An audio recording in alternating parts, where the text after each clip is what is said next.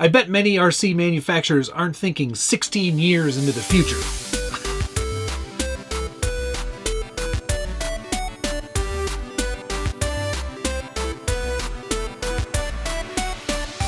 Welcome back to the Skill Builders Guild. Thanks again for watching. It's a weird RC. And here it is. This is a vintage Thunder Tiger KT8. And it's meant to be a go-kart. That's exactly what it is. Back in 2008, Thunder Tiger decided, let's make a flat, no suspension, brushless powered RC go-kart with driver. And this is what they came up with. This is, of course, not new. This is a very used model and not abused, but definitely used. I picked this up from my friend Craig. He had it for sale in his store. I was like, well, that's the weirdest thing I've seen in a while. I must have you. So I bought it, and here it is now for your viewing pleasure. It is not big. I think they labeled this as 8th scale, which might actually compute. We'll do some math here and some measuring. But in terms of squares, it's about 10 squares long, so 10 inches in overall length. It does have a 6.5 inch wheelbase, 6.25 inch wheelbase. Yeah, 6.25 inch wheelbase. So not a very long car. In terms of its overall width, it is a staggered width, so it gets longer in the rear and shorter up front. But track width up front is about almost 6 inches again, just over 6.25 inches. So wheelbase and track width is the same. And then in the rear, what's our track width there? It's much longer. 7.5 inches. So yeah, it's not big, but it might actually be close to 8th scale. They weren't far off in their nomenclature. Now, this one has obviously had some work done to it. I don't think it ever came in red. This may have been painted. I'm not entirely sure. I mean, we can go over it, but as you can see, not much to it. Just a big flat panel on the bottom. Phillips head hardware, because it's 2008. But this is all hard plastic, not Lexan, which is really nice. I do appreciate that, because it means I can work on it and use it. It looks painted. It looks like the red's been painted, but then again, maybe not. It's all red everywhere, unless they sprayed the whole thing, which I doubt very much. It does look painted on the outside, though. Maybe they put a clear coat on it or something. We're going to have to investigate that. Foam tires, and those are glued onto these rims, plastic wheels here. Driver figure included. He is all foam, and he does come in a little seat here. We'll take him out. He is complete, and apparently finding these complete nowadays in a used state is a little more complicated. He's been used a lot. He's been marked up with a marker. He's been given a sort of a race suit livery by a child, perhaps. But yeah, he's got sort of like a coloring on him. He used to be just gray and sort of an off gray or light gray in color. And I don't know, this is sort of, I guess, sort of ruined. I don't know that we'll be able to get him back to his original shape, but it would be cool to see. Mostly intact, slight rip in his crotch. But otherwise, yeah, all good. Foam body, nice and lightweight, because obviously this is a small car with a very small motor. I don't think I've ever seen a brushless motor of that size before. That is tiny. 5500 kV, and it is a Thunder Tiger branded brushless motor. Not censored, of course. Paired with a Ace RC ESC of some type. It does have a capacitor on the outside of it there. It's hard to see maybe from your perspective, but yeah, otherwise this car is complete. It does have a micro servo up front for steering, and yeah, that's about all there is to it. There isn't much going on here. Like I said, there is no suspension. Any suspension travel is just in the flexibility of that actual pan. There is some movement in the arms, but again, not very much, not like noticeable.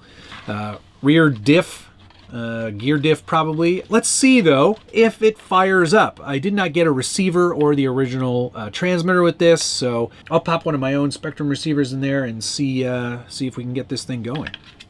Now, the battery goes under the seat. How does this work? Oh, it looks like it actually pops out from underneath, so I think it's a clip system. Yes, excellent. Hey, they were using clips back in 2008. That's great. That's pretty handy. That's a good way to do it.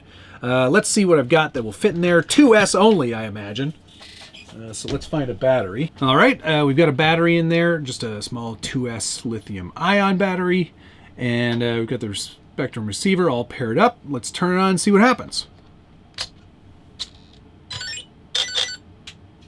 That all sounds good. Steering? Yes. Okay. Throttle? Yes! Wow, that sounds pretty smooth for being 2008. I have a feeling this did not see a lot of use, which is fantastic news. That's really, really great.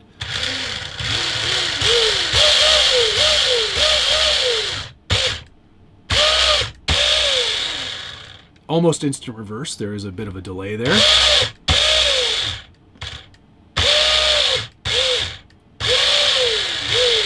So that means not much of a drag brake, obviously. We could probably swap out these electronics for something a little more modern, especially in the steering department. But I mean, the fact that all of this still works 16 years later, that's pretty fantastic. Yeah, so nothing's broken. It's just very dirty. So I think what we're going to do now, give it a full tear down, maybe even remove all these stickers, maybe try to clean up our driver figure, because honestly, I would love to see him back in his sort of more original state. That would be pretty cool. And then give this a new paint job and a new livery.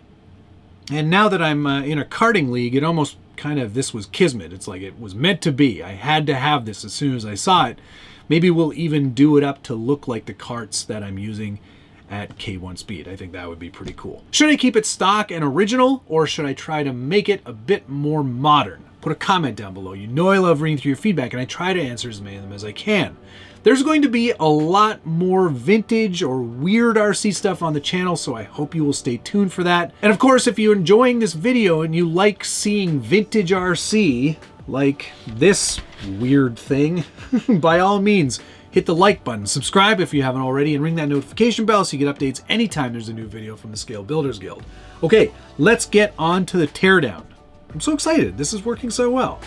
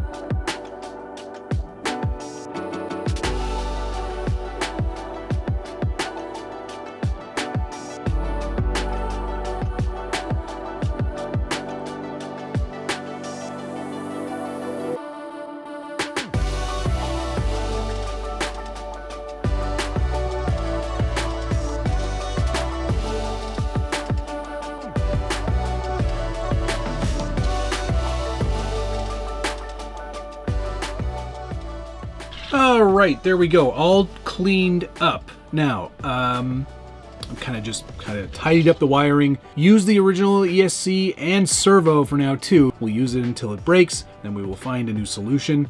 But everything is really nice and clean and tidy now. It's basically brand new.